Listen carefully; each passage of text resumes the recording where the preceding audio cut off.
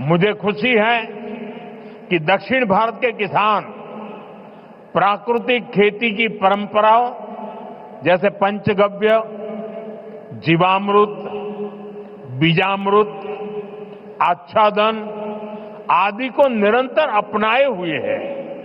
ये परंपराएं मिट्टी का स्वास्थ्य बेहतर रखती हैं, फसलों को केमिकल मुक्त रखती हैं और इनपुट कॉस्ट बहुत कम कर देती है। தென்னிந்தியாவின் விவசாயிகள் இயற்கை வழி வேளாண்மையின் பாரம்பரியங்களான பஞ்சகவ்யம், ஜீவாமிர்தம், பீஜாமிர்தம், ஆச்சாதன் போன்றவற்றை நிரந்தரமாக உள்வாங்கிக் கொண்டிருக்கின்றார்கள் என்பது எனக்கு மட்டற்ற மகிழ்ச்சியை அளிக்கிறது।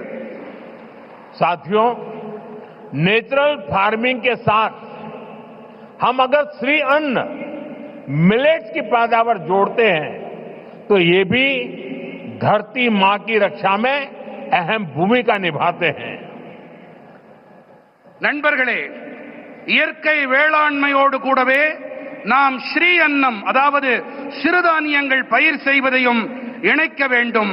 இவை நம்முடைய இந்த பூமித்தாயின் பாதுகாப்பிற்கு சிறப்பான பங்களிப்பினை அளிக்கின்றது। तमिलनाडु में तो भगवान मुरुगन को शहद और श्री अन्न से बने तेनम तिनई मावुम उसका भोग लगाया जाता है। तमिल रीजन्स में कंबू और सामई, केरला कर्नाटका में रागी, तेलुगु भाषी राज्यों में सज्जा और जोन्ना, ये पीढ़ियों से हमारे खान पान का हिस्सा रहे हैं।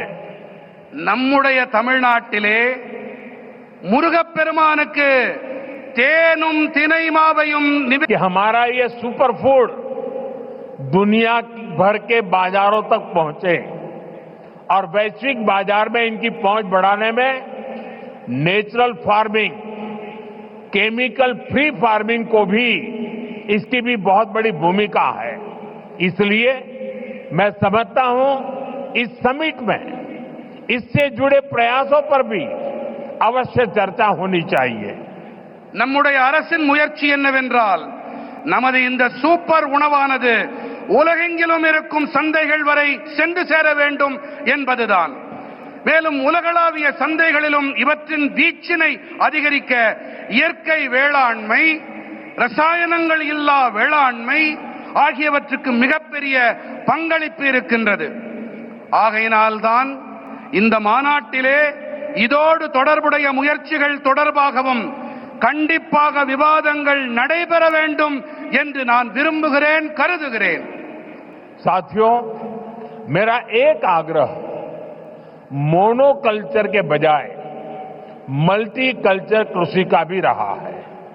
हमें इसकी प्रेरणा दक्षिण भारत के कई क्षेत्रों से मिलती है। நண்பர்களே, ஒற்றை பயிருக்கு பதிலாக பல்வகை பயிர் வேளாண்மை இருக்க வேண்டும் என்பதே என்னுடைய ஆழமான விருப்பம்। இதற்கான கருத்தூக்கம், உத்வேகம் தென் பாரதத்தின் பல பகுதிகளில் இருந்து நமக்கு கிடைக்கின்றது। अगर हम केरला या कर्नाटका के हिली एरियाज में जाए तो हम मल्टी स्टोरी एग्रीकल्चर के उदाहरण दिखते हैं। एक ही खेती में नारियल, सुपारी और फ्रूट प्लांट्स होते हैं। इनके नीचे मसालों और काली मिर्च की खेती होती है।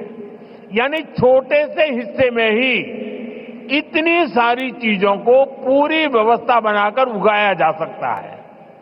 यही नेचुरल फार्मिंग का भी मूल दर्शन है।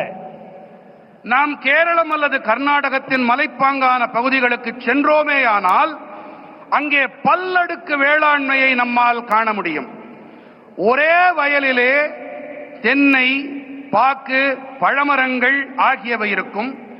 இவற்றுக்கு இடையே கீழே ஊடுபயிராக மசாலா பொருட்கள், மிளகு போன்றவை பயிர் செய்யப்படுகின்றன। அதாவது ஒரு சின்ன பகுதியிலேயே கூட இத்தனை பயிர்களுக்கும் நிறைவான ஏற்பாடுகளை செய்து பயிர் செய்விக்க முடியும். இதுதான் இயற்கை வேளாண்மையின் அடிப்படை கோட்பாடு. खेती के इस मॉडल को हमें पान इंडिया लेवल पर आगे ले जाना है.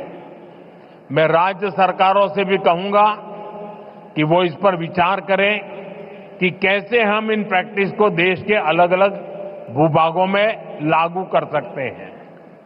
விவசாயத்தில் இந்த மாதிரியை நாம் இந்தியா நெடுக கொண்டு செல்ல விரும்புகின்றோம்.